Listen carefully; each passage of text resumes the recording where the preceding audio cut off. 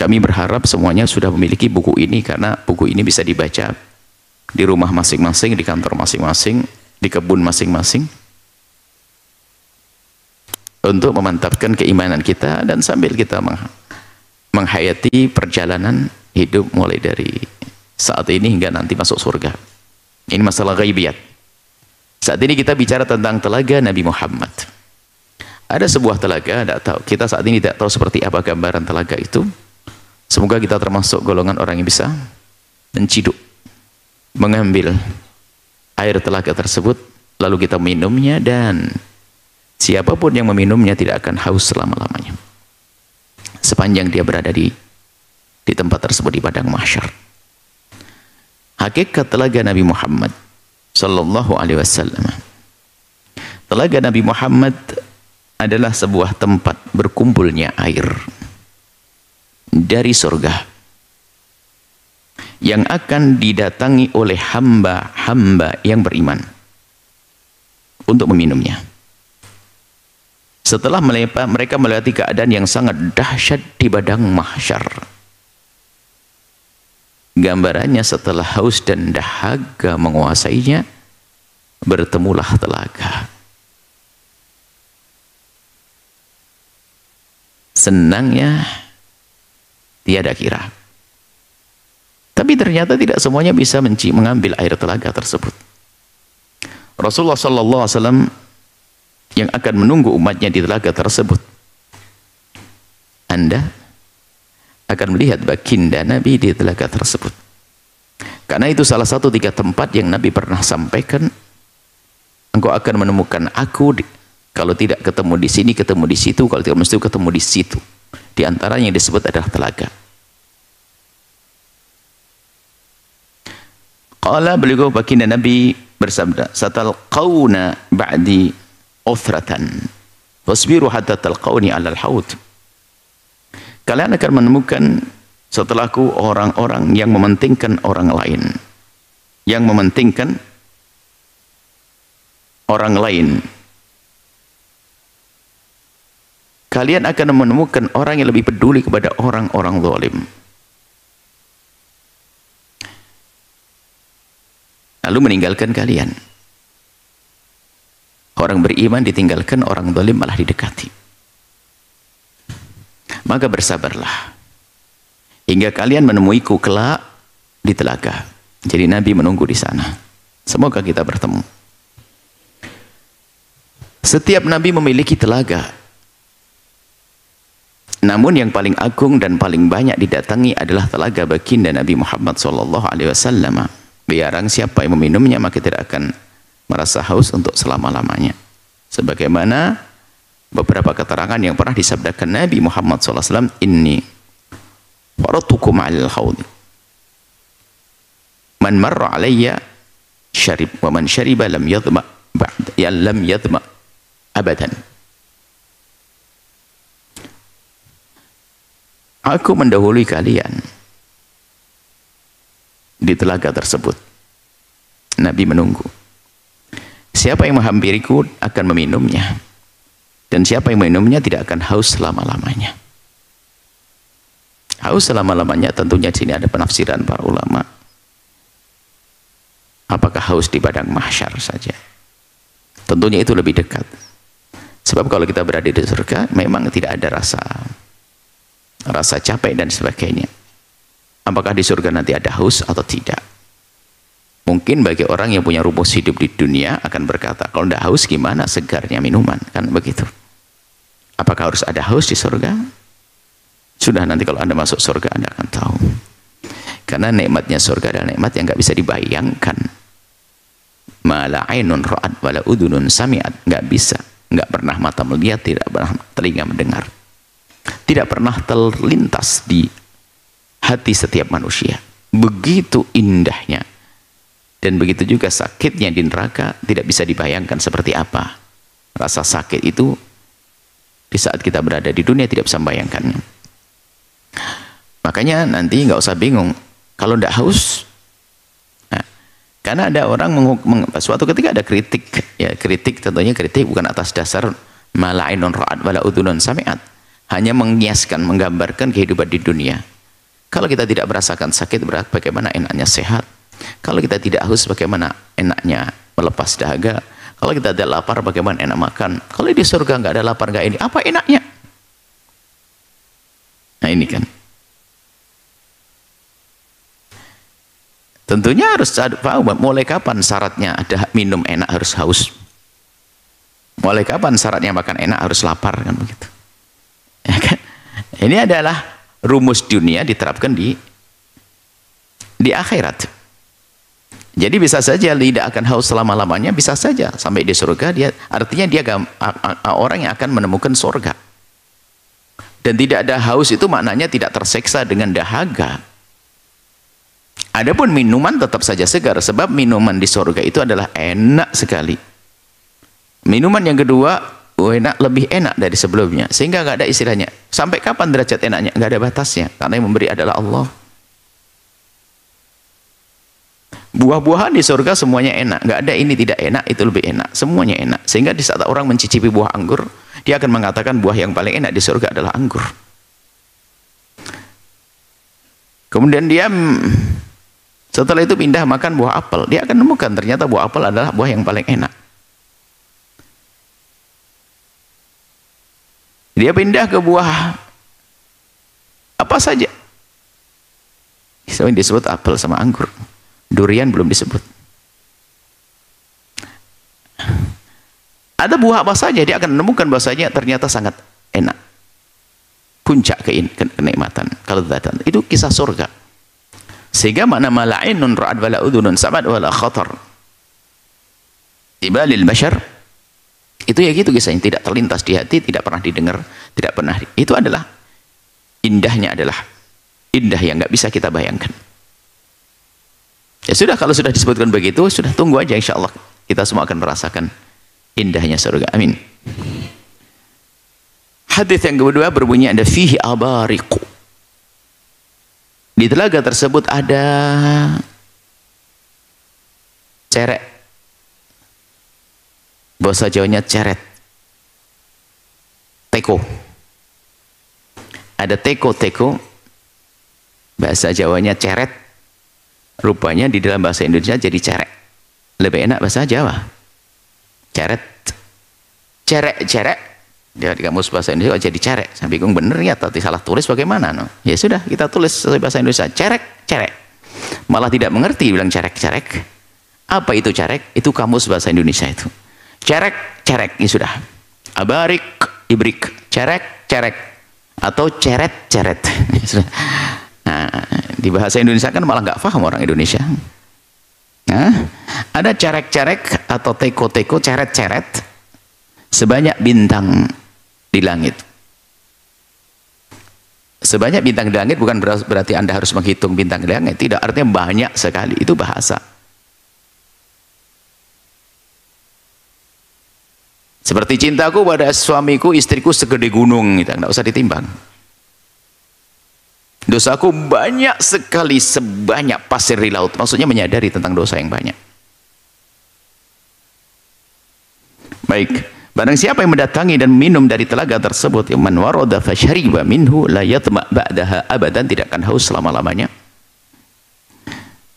Adapun yang tidak bisa minum air dari telaga Nabi Muhammad tersebut adalah orang-orang murtad dan orang munafik. Orang-orang murtad dan orang munafik. Tentunya di sini juga penjelasannya adalah berpanjang. Berarti apakah semuanya bakal merasakannya? Bagaimana kalau merasakannya tidak akan haus setelah itu masuk neraka?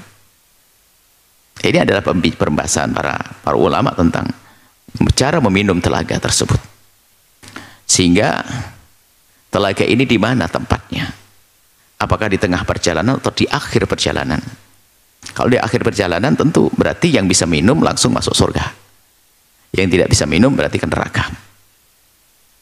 Yang jelas ini adalah hal yang harus kita imani. Ada rincian-rincian selanjutnya adalah kita serahkan kepada Allah. Sifat-sifat telaga baginda Nabi Muhammad SAW berikut merupakan sifat-sifat telaga Nabi. Yang pertama, sangat luas. Warnanya lebih putih dari susu, disebutkan. Rasanya lebih manis dari madu. Sudah, ini adalah rumus, bukan alam dunia lagi, alam berbeda. Jangan mengatakan saya tidak doyan madu, manisnya nggak kira-kira, makanya saya jarang minum madu. Jangan ngomong gitu, ini babnya beda. Menurut yang manis itu kan sesuatu yang disenangi oleh siapapun, termasuk anak kecil. Permen, manis. Manis. Biarpun ada manis yang kita saat itu tidak suka. Manisnya madu tidak semua orang senang. Sementara manis madu itu sebetulnya dalam bahasa kias, bahasa sastra itu adalah sesuatu yang indah, biarpun Anda tidak doyan madu. Oh, kali lesannya semanis madu. Padahal Anda tidak doyan madu loh ya. Kenapa Anda berani ngomong begitu? Anda sudah, oh manisnya semanis madu. Kau doyan madu? Enggak. Mana yang manisnya semanis madu? Ini gambaran begitu manisnya, indah yang manis, yang tidak membuat jenuh, manis yang tidak bikin tenggorokan serak, manis. Baunya lebih wangi dari minyak misik. Minyak misik, misik sesungguhnya. Misik itu adalah minyak yang didapatkan di dalam kijang. Ada dalam badan kijang itu ada wilayah tertentu yang menghasilkan misik. Jadi darah dari darah. Termasuk ini pengecualian dalam bahasan fikih. Termasuk bagian daripada darah ghazal. Kita belum tahu prosesnya seperti apa. Jadi ada darah, ternyata ada darah yang ternyata menggumpal gimana prosesnya akan menjadi misik. Misik sejati, misik sesungguhnya. Banyak misik-misikan jual di pasar itu. Harumnya misik, ya harum. Wangi daripada minyak misik. Terdapat wadah-wadah air yang sangat banyak. Wadah air yang sangat banyak. Tempatnya adalah di padang mahsyar sebelum jembatan Shiratal Mustaqim.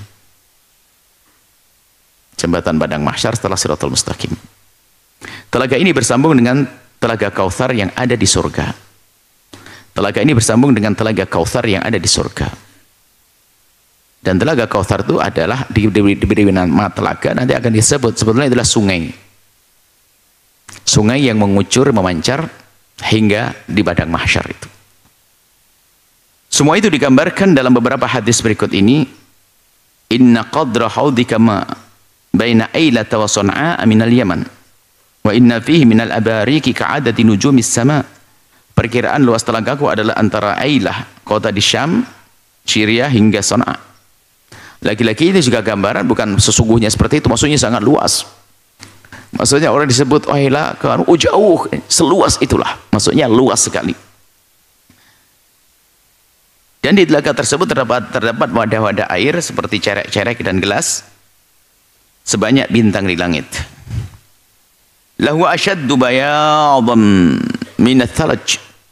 Sungguh itu lebih putih daripada salju.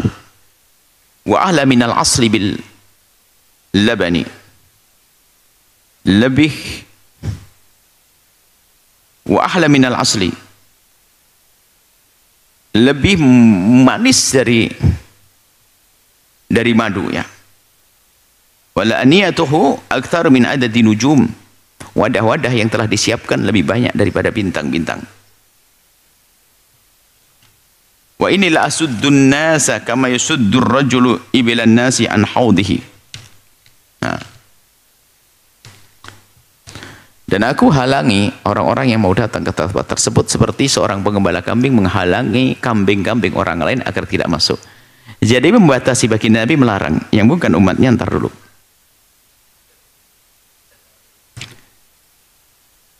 Qalu ya Rasulullah ata'rifuna yauma idzin. Apakah engkau bisa mengenali kami ya Rasulullah? Bukankah manusia banyak sekali? Mulai dari Nabi Adam sampai hari kiamat berkumpul, apakah engkau bisa mengenali kami ya Rasulullah? Na'am. Lakum sima. Kalian punya tanda. Laisa tidak ahadin minal umam yang tidak dimiliki oleh umat yang lain. Tariduna alayya ghurran muhajjalina min atharil wudu. Kalian akan datang kepadaku dalam keadaan punya ciri kecerahan wajah dan tangan dan kaki, tanda wudu. Ada tandanya. Sampai dalam riwayat lain bagaimana bisa mengenali? Nabi menggambarkan kalau ada kuda dengan satu warna, kemudian ada di kepalanya warna putihnya, Kira-kira kamu bisa mengenali tidak? Iya, semua kuda hitam. Hanyakah 1, 2, 10, 50 kuda yang kepalanya putih? Itu kudamu. Bisa kenali tidak? Bisa. Seperti itulah.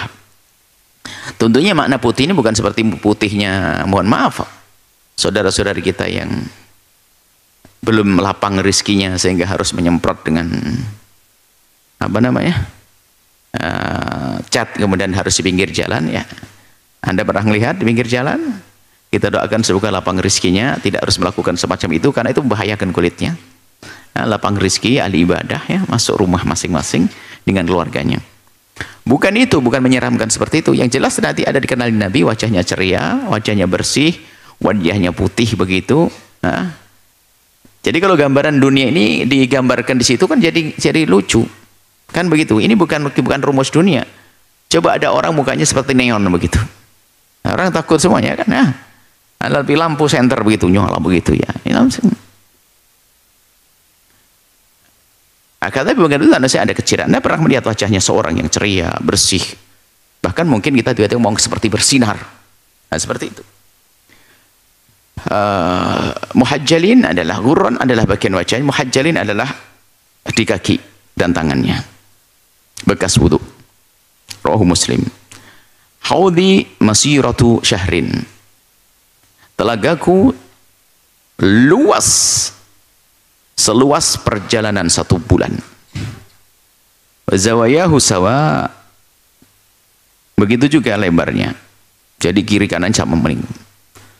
Kalau kita melakukan perjalanan 1 bulan, nanti kiri kanannya seperti itu, panjang lebarnya. Wa ma'u abyadu minal wariki, lebih putih daripada perak airnya. Rihu atyabu minal misk, aromanya lebih harum daripada minyak misik. Wa kizanu kanujumis sama, adapun gelas-gelasnya sebanyak bintang di langit. Man syariba minhu falyatma'u ba'dahu abadan, yang minum minumnya tidak akan haus selama-lamanya. Rawahul Bukhari Muslim. Riwayat terakhir adalah masih banyak tentunya, tidak kita hadirkan semuanya. Yashabu ayasilu fihi mizabani minal jannah. Telaga tersebut mengalir di dalam air, di dalamnya air dari 2 telaga di surga.